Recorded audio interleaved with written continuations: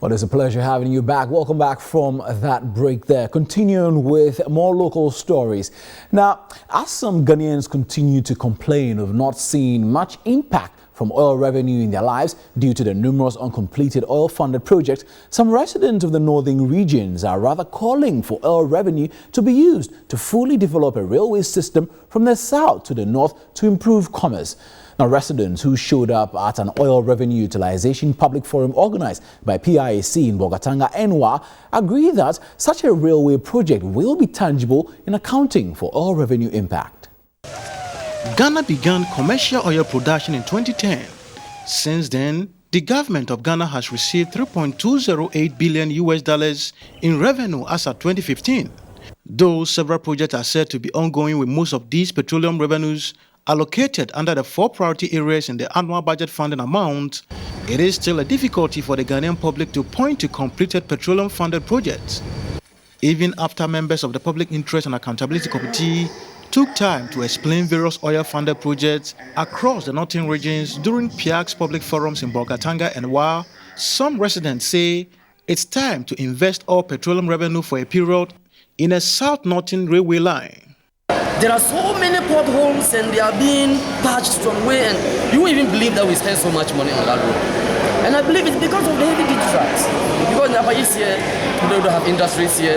Even if they are bringing goods from Tamale or from the port, it's just some perishable goods or some few things. They will not even spoil the road.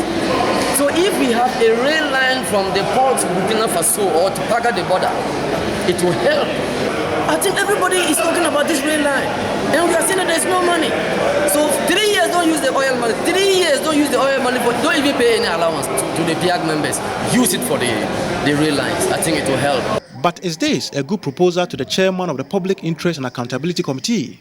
Actually, that is very, very important. In order to safeguard our roads, we need to get a means of transport that can salvage our roads. So if a railway line is done and considered in the new priority area we are going to have, I think it will help the country very much. For example, from the south to the north, it will help facilitate commercial activities.